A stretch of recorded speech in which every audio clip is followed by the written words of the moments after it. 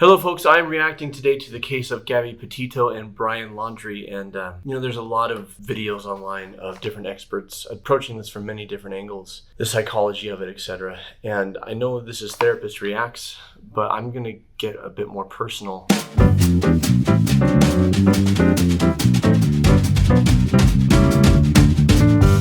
I'm a father with 2 daughters. It also affects me not just because I have 2 daughters, but because when I was in college, I worked at a residential treatment center for at-risk teenage girls, and a lot of them had been in extremely abusive relationships and displayed similar thinking and behaviors as Gabby. And I've worked with a lot of women in domestic violence situations who can't seem to leave. You can see this from the dash cam video. She didn't want to be apart from him. Quick to blame herself, quick to take responsibility for his actions, quick to protect him, to minimize, to justify, when everybody, looking in from the outside would say, no, run, be done. Melissa Holes, who was the female park ranger who interviewed Gabby, she was telling her, your relationship is toxic, and this is a good opportunity for you to escape it. The police are here. This is a chance for you to leave. So here's what I'm going to do.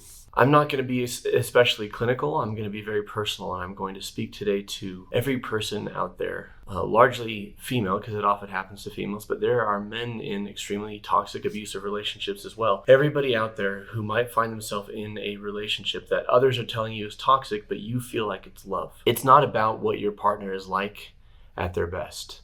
People stay in abusive relationships because of all the good times. And Gabby and Brian had a lot of great times, it looks like. A lot of smiling pictures. I'm sure there's a lot of laughter. There's a lot of passion. They were going to get married. There were times where he made her feel like the most important person on the planet. And there were times, I'm assuming, but there were also plenty of times where he made her feel like garbage. People stay in abusive relationships not because they're stupid, and not because they're crazy. Looking at it from the outside, we say, what are you, nuts? Get out of there. But it's not because of that. It's because I see 2 things. 1, because the good times are so good. And 2, we become convinced that the bad times are our fault instead of our partners. In looking at cases of child abuse, you'll see where I'm going with this in a second. Looking at cases of child abuse, an abused child doesn't hate their parent. They hate themselves. And the reason for that is an abused child wants to believe that they are safe, that they are loved, that they are treasured, and that this person that they are with cares deeply about them and is safe to be with. And in order to believe that, they become convinced that, well, Dad hit me because of what I said. Mom yelled at me because of what I did. Uncle Frank made me do gross things to him because I'm bad and I'm naughty and I deserve to be punished. The thinking is, if things are bad, and it's my fault, then I can fix it. But what happens if it's the responsibility or it's the fault of the adult, of the parent? Then the abused child truly is unsafe, and that is terrifying. Now, it's not an exact copy and paste situation if we go from child to adult to romantic partnerships. But what happens over time is the abuser gets the abused to feel like a child. And they do this through something called gaslighting. Gaslighting is convincing the other person that their thinking is irrational, that they are crazy, that they can't trust their own judgment, and that they need to look to you as the sole source of truth and wisdom. And it's a process of wearing someone down. Brian says in that video, she's crazy. And I'm sure he said that to her many times. Wearing her down, breaking her down. She says, I have OCD. When she's talking to the police officer, she's blaming this whole situation on her mental illness or her being so mean, which really makes me sad. Sad's an understatement. Over time, because they've been together for a couple of years, it is clear to me now, I haven't been there, so I'm looking at just the situation as I see it and everything, all the information that I've gathered. But it seems clear to me that Brian wore her down. In relationships like this, calling someone crazy, calling someone stupid, he said things like, she wants to do this or that, and I just don't think she can. He got her to not believe in herself. Why would she not leave when she had the chance?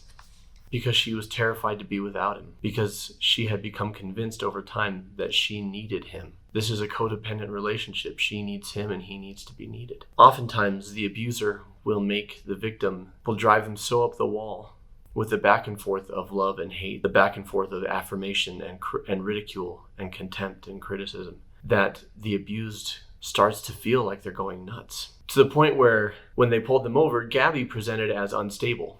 She presented as falling apart. Meanwhile, Brian is fist-bumping police officers, and he's very charming, and he's very relaxed, and he's very apologetic, and he plays the part so well. Now, Abusers sometimes do come to believe their own lies. Sometimes they're very aware all the time of what they're doing and that they are manipulating and breaking someone down. Other times, there's a lot of that there, obviously, but there's coming to believe, oh no, she does need me. She is helpless. I am her knight in shining armor. So this is my message. If you're in a relationship with someone who tells you that you're worthless or that you can't do things, that's not a relationship. Relationships are supposed to be supportive. They're supposed to be affirming. A lot of times people in abusive relationships justify their partner's behavior. Oh, he just had a bad day, or oh, he was drinking, or oh, he wouldn't have acted that way if I hadn't done this or that. The simple fact is, we all have bad days. We all act like jerks sometimes. I've never met a single person who hasn't lost their temper, said something rude, snapped, been impatient. Like, that's human behavior. But what are they like at their worst? They hit you?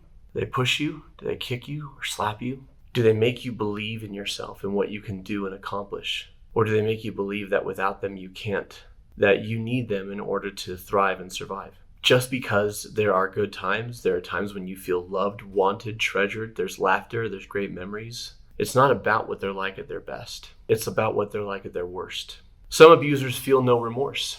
Most of the abusers I've met in my life do feel remorse. They feel sorry. And because they don't want to see themselves as a bad person, they're sorry and then they blame you. I'm sorry I hit you, but you shouldn't have yelled at me. I'm sorry I called you ugly, but you shouldn't have been so rude to me. Just because they're sorry or just because they're good times, what are they like at their worst is the question to ask. Because if at their worst they're abusive, physically, emotionally, sexually, spiritually, any other way, you deserve better. Let me say that again. You deserve better. You may be at a point where you're convinced that you don't, that you're not that great, and that you're lucky to have this person. It's not true. It's what they've said to get you here. You can find somebody with whom you can laugh and enjoy good times, who will make you feel wanted and desired and loved and cherished without all the other stuff, without the abuse, without the gaslighting, without the torment, without the manipulation. And even if you're alone for a while or even a long time, it's better to be alone than to be with someone who makes you doubt yourself, who tears you down, who positions themselves as the only authority in your life. You may think you can't get out. And in some cases, it is exceptionally difficult. If this person is keeping you from your family or friends or convincing you to play a part, stop. Tell them the truth. Tell them what's been going on. And if your family or friends rather stupidly minimize what you're saying because they really like this charming person that you're with, push harder for them to see it. Or reach out to other loved ones who will see it and will help protect you and find a way out. If you need emergency support or you need someone to talk you through this or you need resources, go to thehotline.org, which is the National Abuse Hotline if you're here in the United States. A simple search if you're not in the United States will help you find one in your area. If you're here in the US, the number to call is 800-799-SAFE or 800-799-7233. And make that call. Get out.